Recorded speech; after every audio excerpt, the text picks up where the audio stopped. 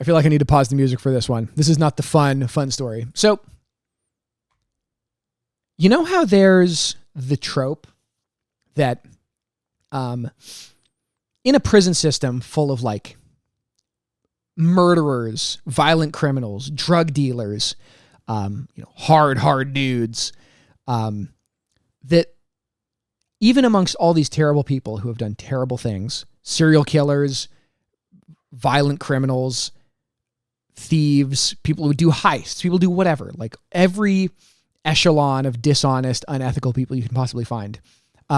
There's this trope that even in the prison system, if like the guy who goes to prison because he like diddled kids enters the prison system, like he's going to get beat up in prison. Like in this entire world of awful, awful people, they'll still they still draw the line of morality. Like, I'll kill somebody in a road rage incident, but the line gets drawn at you like, or assaulting minors or whatever. Well, we have another data point to support that is in fact the way it works. Larry Nassar, I guess we'll say Nassar, stabbed in prison. Supposedly he made a lewd remark watching the Wimbledon tennis tournament and was stabbed. Could have happened to a nicer guy. No, we'll talk about this. So I was thinking that with the Larry Nassar stuff, when he was convicted, it sort of happened in like waves over the course of a couple years. And at least I never saw like a big, like summary of all the things he did and why he's such a fucking awful person. And this caused this cascading downfall of USA Gymnastics. So I thought we'd take a moment to chat about this story and then do a quick walkthrough of the terrible things this guy did and, discuss whether or not stabbing was reasonable. But here's the news story that came out, I believe, yesterday. So yeah, I'll read through this. A prisoner suspected of stabbing Larry Nassar at a federal penitentiary in Florida said the disgraced former sports doctor provoked the attack by making a lewd comment while they were watching a Wimbledon tennis match on TV. A person familiar told the AP. The inmate, identified as Shane McMillan, wow, hero. This is when we're going to see what he was there for, was previously convicted of assaulting a correctional officer at a federal penitentiary in Louisiana in 2006 and attempting to stab another inmate to death at the federal Supermax prison in Florence, Colorado in 2011. He attacked Nassar in his cell Sunday with a makeshift weapon, stabbing him multiple times in the neck, chest, and back before 4 other inmates rushed in and pulled him off Nassar. Correctional officers assigned to the unit at the U.S. Penitentiary Coleman responded to Nassar's cell and performed what officials said were life-saving measures. Shame. Well, it's all a joke. He was taken to a hospital where he remained in stable condition Wednesday with injuries, including a collapsed lung. Cell doors are typically open during the day, letting prisoners move around freely. He was attacked in his cell. The incident was not captured on surveillance cameras. No highlight reel. McMillan, 49, told prison workers that he attacked Nassar after the sexually abusive ex-U.S. gymnastics team doctor made a comment about wanting to see girls playing in the Wimbledon women's match, the person said. The person was not authorized to publicly discuss details. Ongoing investigation. Messages seeking comment were left with lawyers. So, who is this absolute bag of shit Larry Nassar? We have more articles about him being stabbed multiple times, but this is, I believe, his mug shot from the 2016 arrest. The first line of his Wikipedia says it all. An American serial child molester, rapist, and former sports medicine osteopathic physician. For 18 years, he was the team doctor of the U.S. women's national gymnastics team, where he used his position to exploit, deceive, and sexually assault hundreds of children. My understanding is this also led into them digging up a treasure trove of like CP on his computer. He was convicted a number of times. And it's interesting because now we're sort of seeing a lot of these gymnasts kind of entering different phases of their life post-career. It's so tough because like if you're an NFL player, right, and you are 35 and you retire, you finally get beat up, you're 35, you're 40 or whatever, you have a long career, you have this like massive career footing on top of which you can build your second career. You can go into commentary or training or coaching or whatever. But for women's gymnastics, like it's anomalous for a top level women's gymnast to be 25 years old, right? Like that is old for a lot of these things. Like the way the events are set up is it being small and hyper flexible, not having a lot of body mass, being able to like rotate rapidly helps. And so like, it really is like, you want to be like, these events are targeted to be that age where young women are like just developing a ton of muscular strength. But like no other way to put it, but like still don't weigh very much, right? Like, they don't have like women, adult human bodies, right? It's like, 15, 16, 17, 8-year-olds where you can put on a lot of muscle. Your bones are strong. You're fast. You're quick. You have all the background to be like a professional athlete, but not, you haven't accumulated injuries and, all this other stuff. So like, for example, like Simone Biles, how old is Simone Biles? I believe she's 25. She is 26 years old, born in Columbus. I used to live near Columbus. That's like anomalously high. And so in the Larry Nassar stuff, one of the things that's brought up here is that we have all these accusations, nearly 30 years of accusations. Yeah, what up, Josh? Terribly messed up. 30 years of accusations. Gymnasts complaining about him in the 90s. This led to an entire investigation that we'll chat about. But then in the like 14, 15, 16 era, this finally all came to light. So Maggie Nichols and her coach reported Nassar to USA Gymnastics in 2015 after the coach overheard Nichols and another gymnast talking about Nassar's behavior. If I recall correctly, Nichols, I don't believe she was a victim. I believe that she was just sort of like the whistleblower, quote unquote. This might have been at the college. I want to see how she ties in. But anyway, in 2016, USA Gymnastics cut ties with him after learning of athlete concerns. This is such a misleading line. Like this quote is accurate, but they didn't learn this at this time. Like this info had been going around for a long, long, long, long time. Indianapolis Star reported that Rachel Denhollander and another former gymnast had accused him of sexual abuse. After having been reassigned from clinical and teaching duties in August, he was then fired by Michigan State University following this. And we'll talk about the domino effect that this took through Michigan State University. Like we're not going to go through all the side investigations, but this was wild. But anyway, then in February of the next year, 3 former gymnasts, Jeanette Antolin, let me zoom in a little bit, Jessica Howard, and Nope. Sorry, I want to make it so y'all can read. Jeanette Antolin and Jessica Howard gave an interview for 60 minutes in which they said that Nassar had sexually abused them. They alleged that he was also emotionally abusive, that there was an emotionally abusive environment at the national team training camps run by Bella and Marta Carioli. These are like, for so long, these people were like the Romanian, Eastern European, like it was almost a meme that like these people were like the czars of gymnastics. Is that Carioli? Simone Biles receiving a medal from Carioli. Carioli? Yeah, just this entire facility was awful, and it gave Nassar the opportunity to do his horrible, horrible thing. And then after this first batch of people, a bunch of athletes who were like effectively household names spoke up about this. So Michaela Maroney, if you're not familiar with who Michaela Maroney is, she's the like unimpressed girl meme. She's this meme. This is Michaela Maroney. This was her. I think she had won a silver during one of the Olympics. During the 2012 Olympics, maybe? Yeah, 2012 London. That was her being unimpressed that she only achieved a silver for the vault. What a slacker, right? Only a silver. But I mean, this is wild, right? She's 27. She's a year younger than me. And she's been out of like the professional sports spotlight for a decade at this point, right? Yeah. London 2012. That was her last Olympics. Like imagine effectively retiring from your first career before you can like buy alcohol. So anyway, she was obviously a public figure, part of the Me Too movement. She did her statement when she was 13 years old until she retired from the sport in 2016. I guess she did keep doing stuff. All right, cool. Maroney was one of the people who filed a lawsuit against him, against Michigan State, against the USOC, against USA Gymnastics.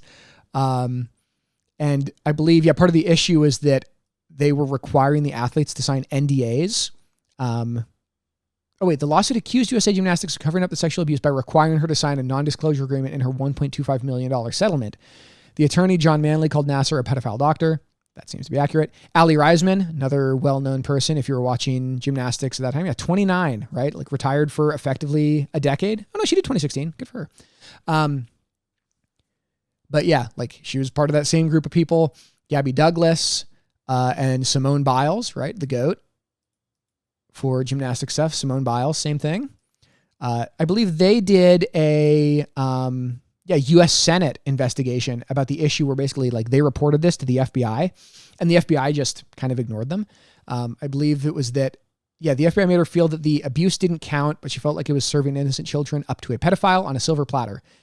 FBI Director Ray testified, speaking to the gymnast, that he was deeply and profoundly sorry. The situation here was that they reported this to the FBI, and the FBI agents that they talked to were just kind of like cold and didn't say anything in response. And then none of this was followed up on at the time.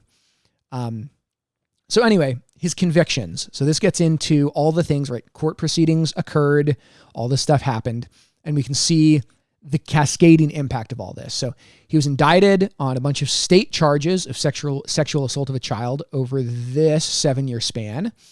22 counts of first-degree criminal sexual conduct. A lot of allegations here. He had a pretty high bail of $1 million. In December of 2016, he was arrested by the FBI, and when they searched his house, they found 37 images of CP and a video of Nassar, assaulting an underage girl. He was denied bail and ordered to remain in federal prison. He had his medical license revoked. He pled guilty to receiving CP in 2004. Possession of those images dating for this 12-year span, 2004 to 2016, tampering with evidence, destroying and concealing images, and was sentenced to 60 years in federal prison, 3 consecutive 20-year terms. So obviously a life sentence. He's how old? He's 59. So yeah, unless something happens and he lives to be 120, he'll be there forever. Then he pled guilty to 7 counts of first-degree conduct with minors. Was he sentenced for this? A minimum of 40 to a maximum of 175 years in prison. Upon release, he would have to register upon release after your 175-year term, you're going to have to register as a sex offender. That part of the sentence was purely symbolic, as Nassar's combined federal and state sentences guarantee he will die in prison. Very good. So this was the thing that happened. All of this happened. Thank God that these initial people did speak up and did push hard enough on USA Gymnastics, on the FBI, and then, got some public figure, big names behind this to make something happen here. But what's fascinating and that I didn't know about was a lot of the aftermath stuff. So 150 federal and state lawsuits filed against Nassar. And like we talked about in the John Gruden, John Gruden, what the hell's his name? Commander's owner.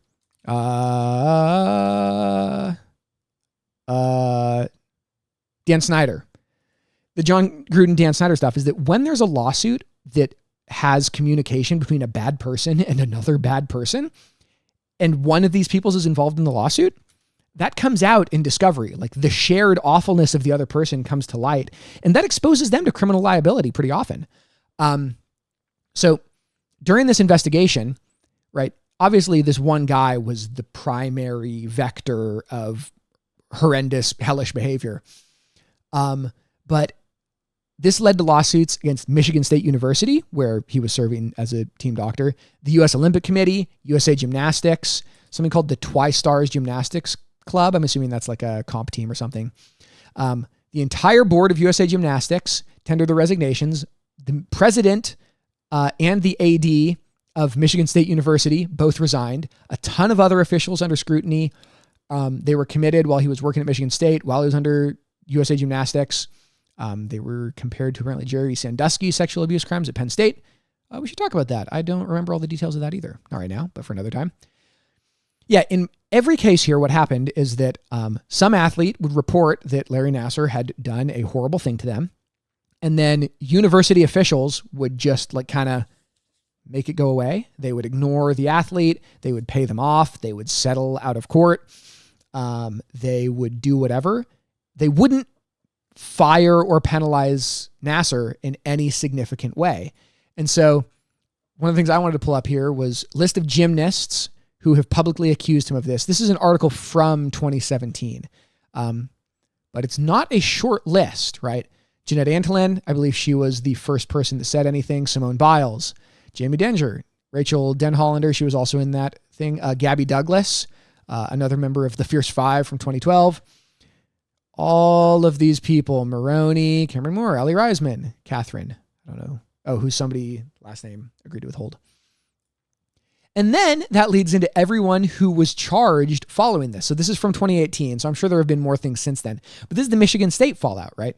So here's the terrible man himself.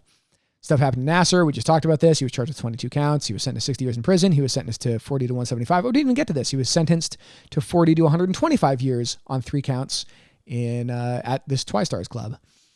But this followed, so William Strample, the former dean of the College of Osteopathic Medicine and Nassar's former boss. He was the first MSU official to be charged in the state's investigation. So because of the discovery process, the state looked into these other people that came up in communication and figured out why they didn't do anything. So he was the dean of the College of Medicine for 15 years. He stepped down in 2017. We're not going to go into each of these cases individually. Debbie Van Horn, former trainer at a training facility in Texas. She was charged by a grand jury with a count of second-degree sexual assault of a child in the same situation where Nassar was charged with 6 counts. Kathy Klages, former women's gymnastic coach, charged with 2 counts of lying to police. This guy, Steve Penny, he's the former president of USA Gymnastics. His resignation was a big thing, but he was indicted by a Texas grand jury. And basically said that, yeah, he was effectively obstructing the investigation. He removed Nassar-related documents from the ranch where the Cariolis were running their thing, from this training center. He was president for 12 years when he resigned under pressure. Louann Simon, lying to police. All of these people, MSU reputation ruined. And yeah, it's wild. So this gets back to the question of, is it a good thing that Larry Nassar was stabbed in prison? Like as a progressive person, right? You want to maintain a position wherein reformative, rehabilitative justice is possible and people are capable of growing and changing or whatever. But like that part of your lizard brain gets scratched when you know somebody's so awful and they just get stabbed in their prison cell. Couldn't have happened to a nicer guy. Like he didn't die. Said he had a collapsed lung, life-saving medical treatment made its way to him. Some other inmates intervened. Frankly, I would say that it's good he didn't die, mostly for the guy who did the stabbing. Because if you kill somebody in prison, I'm sure that doesn't help your situation. Based on that other guy's previous history of assaulting officers or whatever, it doesn't seem like he's ever going to see the outside of the prison system. But your quality of life can still change inside the penal system based on, how you behave, your access to amenities, your access to comfort things. And this kind of person that will do all this stuff, like I think it goes to the thing where you don't allow the fathers of victims of like sexual abuse to choose what the punishment is for the criminal, because the father is going to choose that the criminal should just be killed. And like that feels just, but isn't how this is actually supposed to work. Like Nassar spending the remainder of his life in federal prison is the correct decision.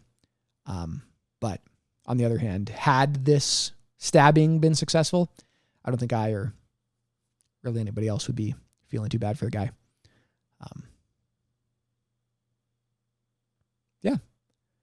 All these organizations, the USOC, gymnastics, all these sports organizations have an amazing level of corruption in them. I think we'll talk about it here shortly with the Women's World Cup coming up, but one of the artifacts behind me on the thing is a World Cup, FIFA World Cup trophy, but with the skull to sort of represent how corrupt and wild, the most recent Qatar World Cup was and all that stuff. So all these things will continue to come up, but it is fascinating how in these what real power does USA Gymnastics have, right? Like what is the real incentive? There's a money incentive. There's a prestige of, the sport in the US incentive. But why would USA Gymnastics cover something up like this? Think about the humans that work there. You hear that your team doctor is assaulting 6-year-old kids. I can't understand the brain process that goes on that says that you'll just ignore it somehow. Maybe there's something about striving for that position of leadership in an organization like that makes it so that you lose your empathy muscle. It doesn't connect. It doesn't compute. I truly can't imagine hearing about something so awful and having the power to step in and fix it and intervene and doing literally nothing. It's impossible to even fathom for me. So all these people resigning, it's correct that they're no longer part of those organizations, but just wild that anything like this can happen. I just, I don't understand. I don't expect to. So anyway, Larry Nassar stabbed, and don't feel bad for the guy, but he'll still be around for a little while.